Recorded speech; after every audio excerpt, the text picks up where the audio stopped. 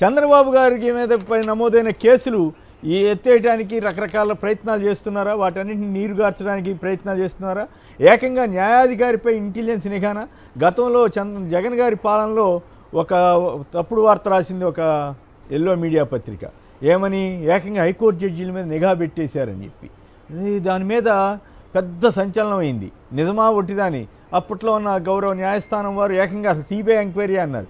మరి తర్వాత అప్పుడు జడ్జీలు కూడా ఎవరు కంప్లైంట్ కూడా చేయలేదు, అయినప్పుడు కూడా సిబిఐ ఎంక్వైరీ అన్నారు. వాళ్ళని అడగల, కనీసం వార్త వేసినటువంటి పత్రిక వాళ్ళని అడగల.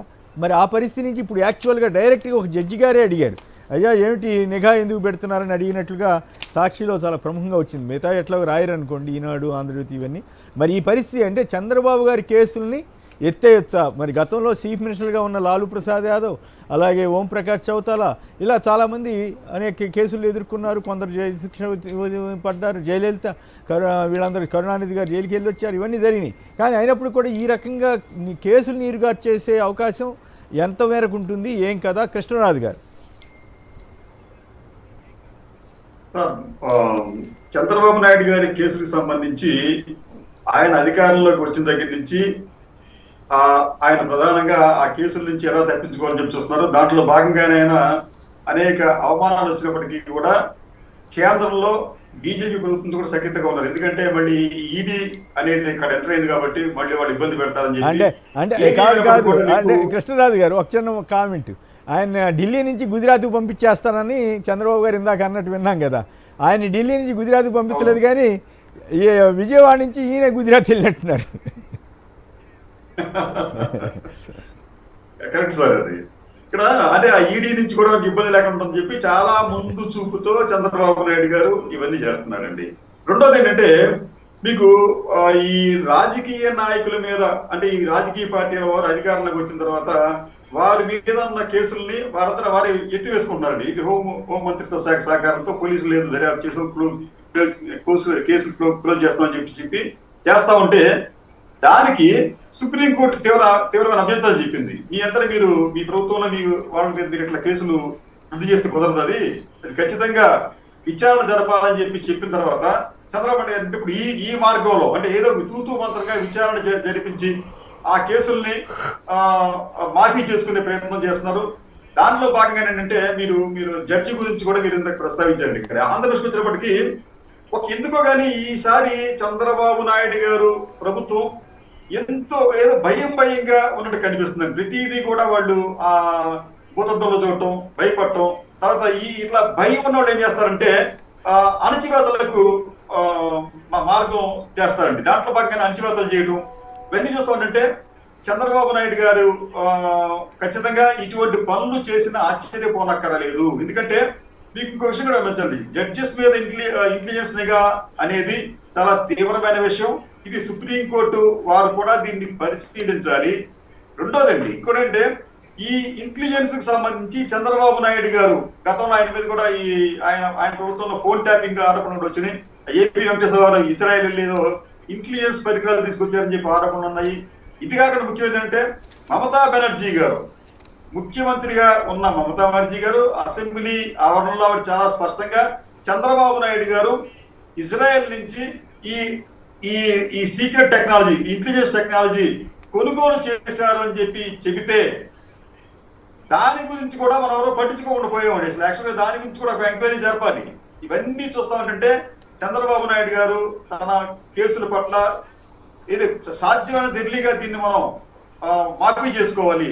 మళ్ళీ ఏమన్నా ఎన్నికలు వస్తే, జమిలీ ఎన్నికలు చెప్పన్నారండి, ఆ ఎన్నికలు వస్తే వాళ్ళ పరిస్థితి ఎలా ఉంటుందో తెలియదు అన్న భావన కూడా వారిలో ఉన్నట్లుగా కనిపిస్తుంది. అందుకనేమో కారణం ఏమైనప్పుడు కూడా ఈ 6 నెలల్లో ఆయన మీద ఉన్న కేసులకు సంబంధించి ఎటువంటి విచారణలో పురోగతి కనిపించడం లేదు కేసర్ గారు. సార్ రెండోది చిన్న విషయం చెప్తాను సార్ మీకు. ఇంతకు మీరు జలజీవన మిషన్ గురించి కూడా మీరు మాట్లాడారు.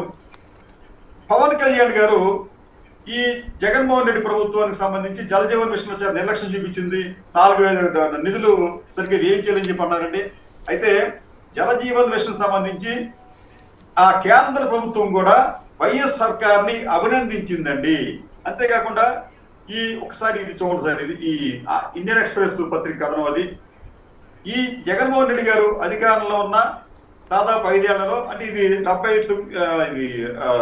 2000 ఇది ఇది స్టార్ట్ చేసిన తర్వాత అండి దాదాపు 40 లక్షల మంచినీటి కుళాయిలు ఆంధ్రప్రదేశ్ లో ఇచ్చారండి. ఇది ఒక రికార్డ్ ఆ రోజుల్లో. అంతేకాకుండా మీకు ఈ జలజీవన్ మిషన్ సంబంధించి విశాఖపట్నం, కోనసీమ, కడప జిల్లాలు ఈ మూడు కూడా టాప్ 10 జిల్లాల్లో ఉన్నట్టుగా ఆ రోజున కేంద్ర ప్రభుత్వం ప్రకటిస్తూ ఆంధ్రప్రదేశ్ కు ప్రశంసా పత్రాలు కూడా ఇచ్చిందండి.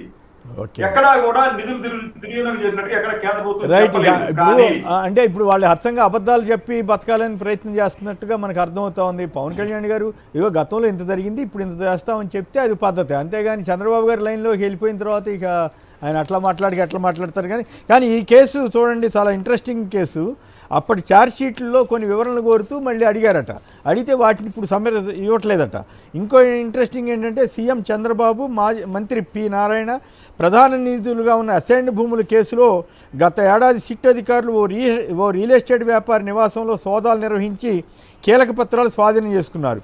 ఈ నేపథ్యంలో అసైన్డ్ భూముల కుంభకోణం అంతా వెల్లడిస్తానని, తనను అప్రూవర్గా గుర్తించాలని ఆ రియల్ ఎస్టేట్ వ్యాపారి న్యాయస్థానంలో పిటిషన్ దాఖలు చేశారు. సిట్ జప్తు చేసిన తన పత్రాలను విడుదల చేయాలని కూడా ఆయన ఇటీవల న్యాయస్థానాన్ని కోరారు. కొద్ది రోజుల పాటు విచారించిన న్యాయమూర్తి అసలు సిఐడి ఇంతవరకు ఛార్జ్షీట్లు ఎందుకు దాఖలు చేయలేదని ప్రశ్నించారు. ఆ షీట్లతో అయ్యేంతవరకు రియల్ ఎస్టేట్ వ్యాపారి అప్రూవర్ అవుతారా లేక నిందితుడు అవుతారా అన్నది కూడా నిర్ధారించలేని పరిస్థితి అంట. లోత్రా కంట్రోల్లో పోలీసు వ్యవస్థ అంట. సో దీని మీద మీరు ఎట్లా స్పందిస్తారు కృష్ణరాజు గారు? అదే సార్, మనం ఇందాక అనుకున్నట్లుగా చంద్రబాబు నాయుడు గారు కంగారు పడుతున్నారు. ఈ కేసుల్ని కూడా సాధ్యమైనంత ఎర్లీగా వీలైతే కొద్ది నెలల్లోనే ఇవన్నీ కూడా మూసివేసేందుకు ఆయన చాలా తీవ్రంగా శ్రమిస్తున్నారు, ఆలోచన చేస్తున్నారు.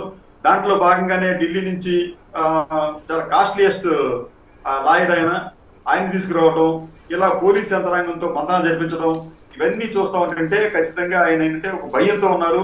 ఈ కేసుని అత్యంత త్వరగా దాన్ని మాఫీ చేసుకోవాలని చూస్తున్నారు. మూడోది, అసైన్డ్ భూములకు సంబంధించి అది అందరికీ తెలిసిన బహిరంగ స్కామ్ అండి. అక్కడ దళితుల్ని బెదిరించి, అంటే బెదిరించడం అంటే మీరు ఇవ్వకపోతే మీ భూములు లాక్కుంటారు అని చెప్పి వారిని బెదిరించి వారి దగ్గర నుంచి భూములను కాలు చౌకగా 5 లక్షలకి 6 లక్షలకి కొన్న దాఖలాలు అనేకం ఉన్నాయండి. ఆ కొన్న వ్యక్తులు ఎవరంటే ఈనాడు అధికారంలో ఉన్న పెద్దలే ఉన్నారు.